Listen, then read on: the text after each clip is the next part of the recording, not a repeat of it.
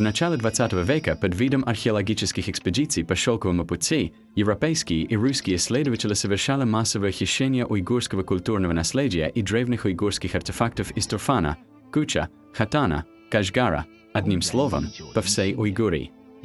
Украдены артефакты древней уйгурской цивилизации от бронзового века 2000 лет до нашей эры вплоть до 18 века, то есть за 3000 лет. Десятки тысяч древних манускриптов на санскрите, тахарском, уйгурском и других языках, включая буддийские сутры, манихейские рукописи и медицинские трактаты. Например, из пещер Турфана были украдены и вывезены целые библиотеки.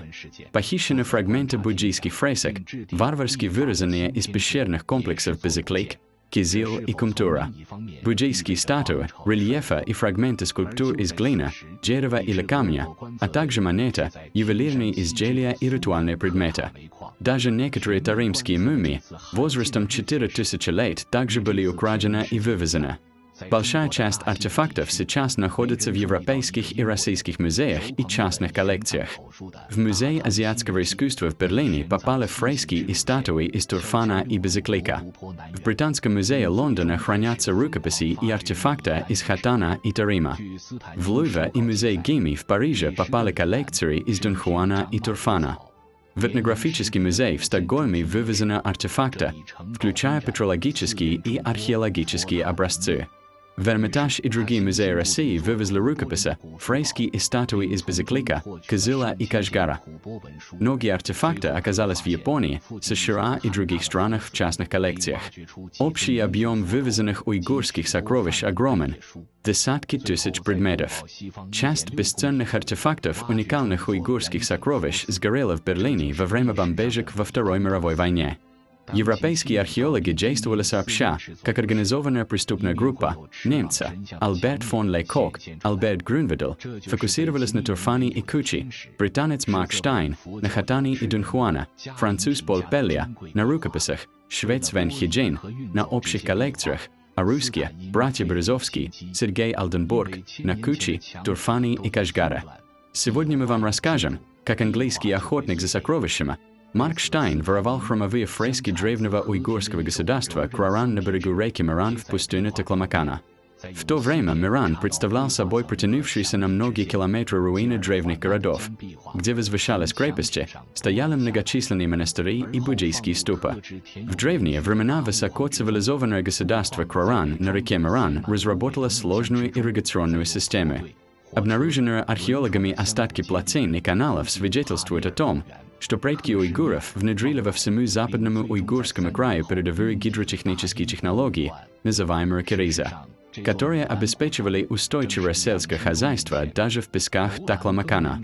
Как отмечают историки, отношения между западным уйгурским краем и центральными равнинами Китая с древних времен были моделью симбиоза, ибо уйгурский край обеспечивал торговлю на шелковом пути для центральных равнин Китая.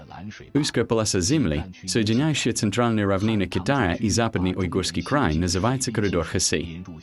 На самом деле он больше похож на ленту, на одной стороне которой западный уйгурский край, а другой привязан к сердцу центральных равнин Китая и несущий непрерывную историческую связь между двумя этими древними цивилизациями. Исторические записи свидетельствуют, что примерно к XI веку из-за ухудшения окружающей среды в районе Лабнора, изменения русла реки Миран и наступления пустыни, просуществовавшие тысячи лет многие уйгурские города были окончательно засыпаны песком и заброшены. И вот, благодаря сухому климату и песку, уникальные древние артефакты, которые давно исчезли в Китае, хорошо сохранились в песках Такламакана. Марк Штайн, следуя по маршруту древнего путешественника Сюаньцзана, по его книге «Записки о западном крае эпохи Великий Тан», тайно проник в южную даль Лабнора и в итоге начал бешено раскапывать руины Мирана. В древней крепости Штайн раскопал буддийский храм с куполообразной крышей. Это известный в истории Мирана Великий храм. В древнем храме сохранились фрески с изображением крылатых ангелов, буддийских небесных существ, гандхав. Штайн решил срезать фрески, но это варварское воровство все разрушало, потому что тысячелетние стены стали рыхлыми, и при малейшем внешнем воздействии фрески рассыпались. Марк Штайн наклеил на поверхность фресок гибкую бумагу из тутового дерева, произведенную в хатана, затем вставил оловянные пластины между слоем росписи и основанием стены, после чего отделил фрески от стены и поместил их в специальные большие деревянные рамы, прокладывая ватой. При этом варварском ограблении он уничтожил множество бесценных фресок.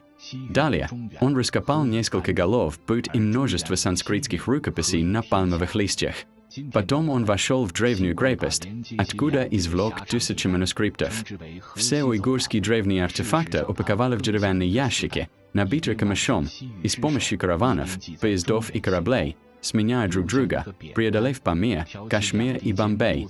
Через 3 года они прибыли в Британский музей. Марк Штайн, держа в руках записки о западном крае, под именем Суанцзана, втираясь в доверие к Дару Савану, охранявшему пещеру Магаров Дунхуана, в итоге обманом вывез бесценные культурные реликвии из пещеры хранилища Сута.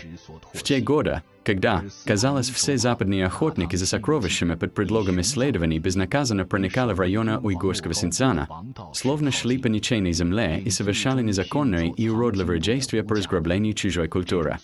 Вина за невиданное разграбление уйгурского культурного наследия полностью лежит на цинский Китай, который не смог обеспечить сохранность древних уйгурских артефактов, но и не дал самим уйгурам сохранить свое культурное наследие, которое уйгуры берегли 1000 лет. Сейчас уйгурская автономия требует возврата украденных национальных реликвий, и некоторые уже возвращены.